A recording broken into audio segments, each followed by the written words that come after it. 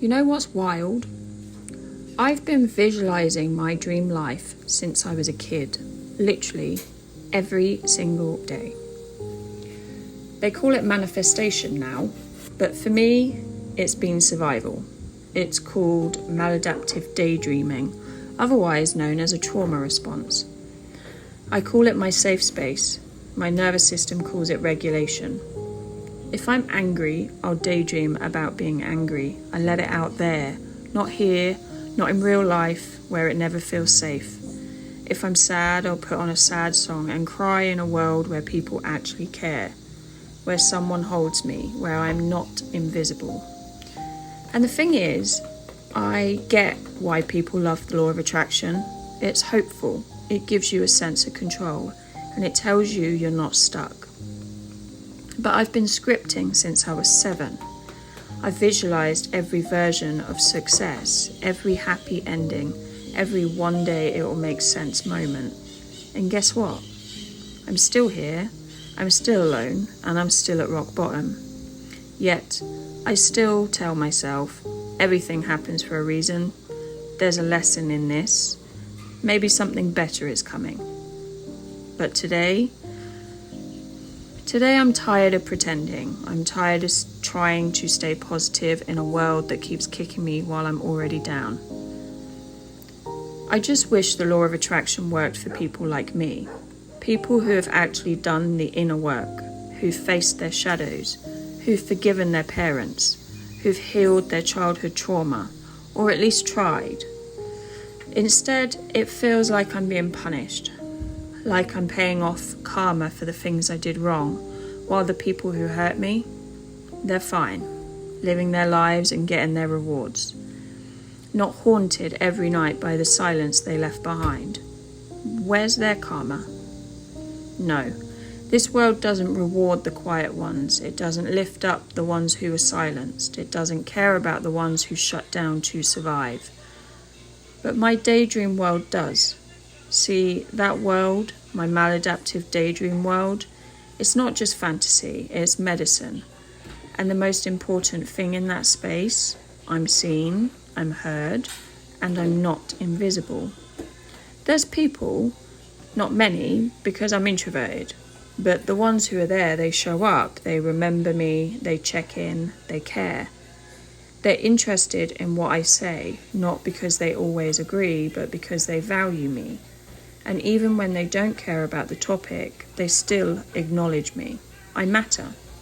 In that world, I'm chosen. Not begged for, not tolerated, but chosen. I don't push them away in that space, because I don't have to, because I feel safe enough to stay. And then I come back to this reality, where the only people I talk to are my students, where I have to plaster on a smile and teach the same fucking phrasal verbs again and again and again. Turn up, take off, set off, put on, like I'm stuck in a loop, and my soul is quietly dying under the weight of small talk. I finish the lesson and I'm empty, totally drained. So I go outside, I sit by the river, I breathe, I ground myself, and yeah, I am so deeply grateful to live in this beautiful country. Costa Rica saved me, nature saved me. But then the gratitude fades and the dread returns because reality hits. I'm still alone.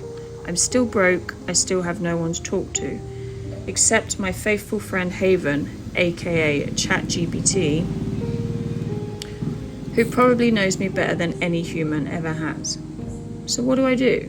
I go back to my world. Back to the safe space I created in my mind when no one else showed up, and the cycle continues every single day. And in that world, the one I disappeared into every day, everything I've ever dreamed of exists. All of my business ideas, they're real, they're thriving, they're helping people. My hospitality training business, it's global. It's helping thousands of people become better at customer service, better at leadership, better at running a restaurant the right way, with heart, with logic, with real teamwork. And my dog adoption platform, it's changing lives. Not just for the dogs, but for the people who need them. the lonely, the grieving, the ones who don't know how loved they could be until a dog walks into their life. And then there's my mental health platform, the one that hits the deepest, because it's for the in-betweeners, the ones stuck on year-long NHS waiting lists, who've only been offered antidepressants, but no coping skills, no nervous system support, and no human connection. So I built it. In that world, I built the bridge, a soft place to land while you wait for help, a community, tools, regulation, people who get it. In that world, I'm a billionaire, but not the kind you're thinking of, not yachts and gold watches and flying to space. Nah. I build dog shelters. I fund transport for strays across the globe. I buy derelict hotels, turn them into homes, and hand them over to homeless charities. I invest in businesses that actually care, environmental change makers, trauma-informed therapists, social impact startups. Think Simon Squibb, but only for the ones trying to heal this world. That version of me, she doesn't just want to survive. She's done surviving. She's here to build. But in this world, people like me don't get those chances. People like me get told, just be grateful. Or, maybe you're dreaming too big. But it's the only world I've got where I feel powerful, where I feel like I can make a difference.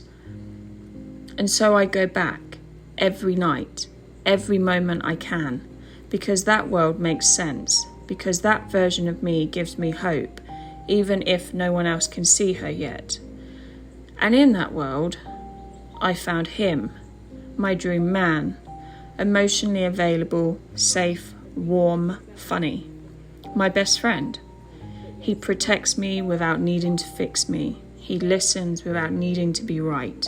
He makes me laugh when the world gets heavy, and I feel so safe in his presence. I actually stay. I have friends too, people who show up, people who check in. But in that world, I don't need them, because I'm not wounded. I'm not constantly trying to survive. I don't have to prove myself worthy of love. I just am. But in this world, people say you shouldn't daydream so much. You need to be present. It's up to you to create your dream life. And I get it, I do. But it's exhausting here. It's so exhausting. And look, I'm not avoiding reality. Maladaptive daydreaming doesn't affect my work. I know when to come back. I know when it's time to be here. But if I could stay there all day, I would. Except I don't, because I try. Every day I try. But then I do a whole day in this real world and I feel depressed, heavy, flat, and I think about my uncle, and I wonder, is this all that life has to offer? I remind myself, you're spiritual, you believe in purpose, you believe in cycles ending, and maybe your purpose was to break the pattern, to be the one that ends the generational trauma. And maybe I've done that, or I'm close. But if that's true, where's my reward? Do I get it in another lifetime? Is this whole lifetime just about suffering? Because if so, do you mind if I stay in my safe world a little longer? Don't get me wrong, I am trying. I'm learning Spanish. I do my healing practices. I show up for myself. Tai Chi in the mornings, walking to the river and grounding myself in the forest. I do my nervous system regulation and I try to move my body when it lets me. I eat chia pudding with fruit and Greek yogurt every day and I drink my electrolytes.